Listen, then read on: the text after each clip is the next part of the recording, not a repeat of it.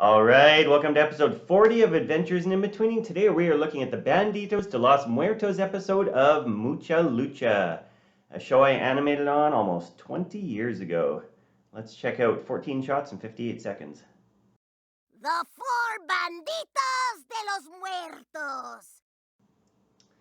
All right, this ties in nicely with the Castle of Cagliostro last video that I did. We have a panning background here. We have some elements panning on the background. We have the sky panning down, and then we have the characters and the smoke panning up here. So we have a lot of things going on in a cycle to make us feel like this is a three-dimensional space.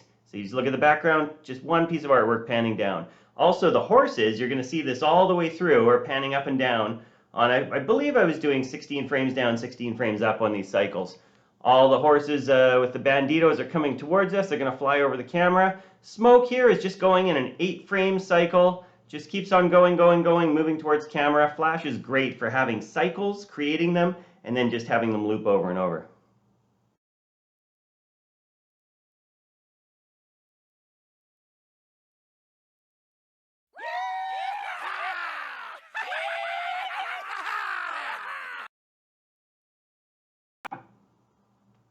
Speaking of cycles, here we had a bit of a challenge where we had to have this smoke swirling around. So I came up with this idea that, okay, if I have a whole bunch of different shapes rotating in a circle, and then I flatten that circle out in Flash, and they're all rotating at different times, it'll give us a kind of a 3D effect.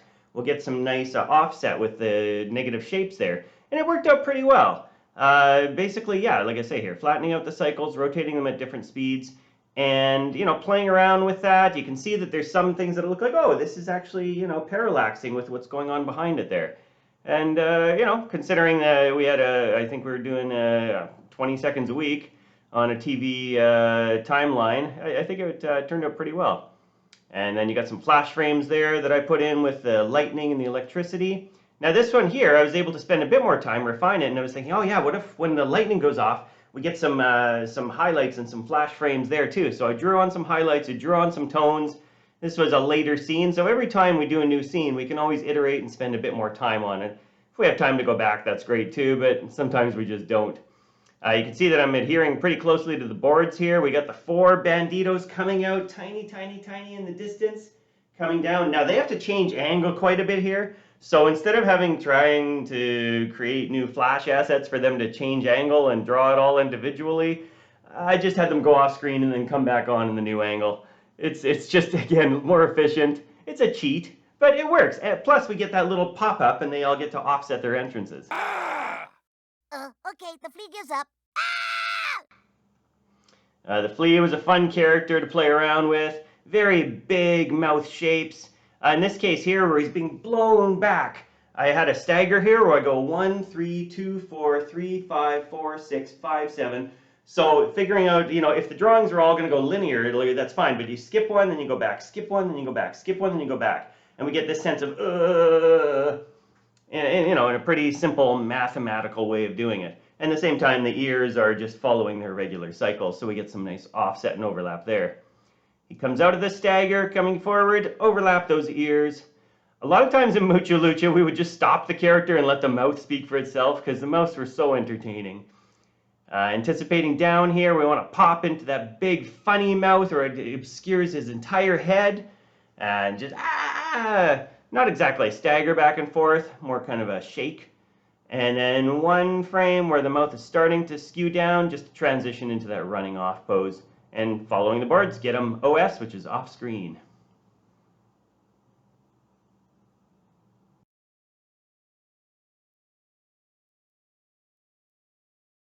What's the flea's deal? All that sugar has driven him loco.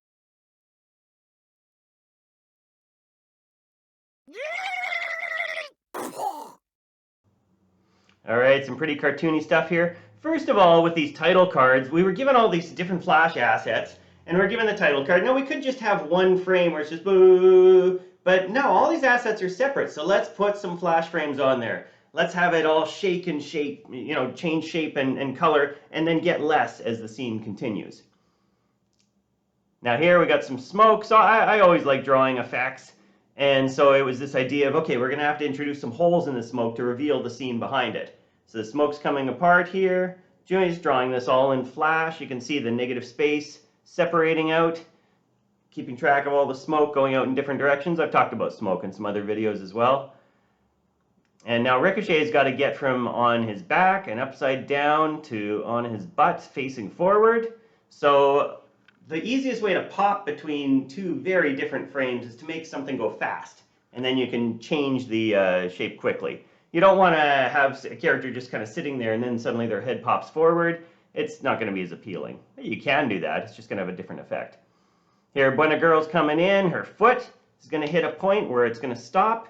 And yeah, you can see this is cutting faster than the boards. I'm getting a little bit ahead of the boards here. Her foot lands, and then again, she's slowing down when she pops her pose there. So it's not the ideal thing to change it on a fast action, but then we do a big overshoot and settle to help cover up that pop. Now we've got the characters attached to a rope here, being pulled over the hill. There was terrific composition in the boards here, so I wanted to adhere to that as much as possible. Again, we got our flash frames in the background there, and making sure that, so yeah, and again, I've got another stagger here as they're coming up over the hill. And so this time I'm going 1, 2, 3, 2, 3, 4, 3, 4, 5, 4, 5, 6. It's a different type of stagger. It's a little bit more gradual. It's more like somebody's pulling you with a rope than you're being blown back. Also, one other thing I did here is I put this dirt pile in front of their feet to cheat them coming over the hill, because at some point they're behind the hill, and then they have to come in front of the hill. So to cover that up, this little dirt pile just made that go much more smoothly. Again, all based on these terrific boards. Here we've got Ricochet flying up into the sky. So we got to have him starting big, getting small really quickly. Then at the top again, he's going to do that pop into a new pose. He's going fast enough we can cover it up. And he's going to come down into the screen here. Now we're going to cut to Flea, and Flea's doing a very Warner Brothers cartoony multiples head shake here. So I had a lot of fun with this. Just draw a bunch of different mouths, arrange the hats, arrange the ears a bunch of different ways, and just kind of mix and match, basically. Same with the ropes. Got multiples of the rope that Flea's hanging onto with his teeth here.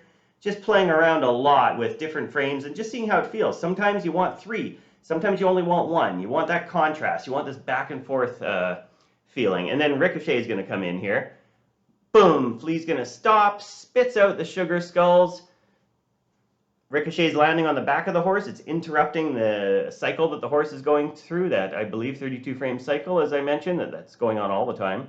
Flea, we have to get back through the portal. For the flea is now El Loco! That's it, Flea. You're coming with us. Flea, you have to... Okay, and the last sequence here, Ricochet has landed on the horse. He's reaching forward for Flea. He's going to go off screen. Again, look at that terrific board pose. Let's use that as much as possible. Pulling in the Flea, dragging everything behind. The hat, the ears, the face, the body, everything's dragging behind, and then boop. It's going to land in place there so that our eyeballs are together. Terrific board posing again to work with. Settle for the dialogue for a minute, throw in a couple blinks there. And now Flea's going to go back away from camera, and he's going to go into this really crazy pose that we can't, again, just get that mouth, love those mouth shapes there, the lip sync. Get some really nice hands. Now he's going to go up into this pose. Let's have some flash frames there. And this pose here was taken from the boards, where it's such a cool pose, and it's like, okay, this has to be completely drawn. Oftentimes in a show like Mucha Lucha, look at all the highlights and tones that drew on there. A show like Mucha Lucha, we want to use the existing assets as much as possible. In a shot like this, there are no assets. This had to be completely drawn from scratch.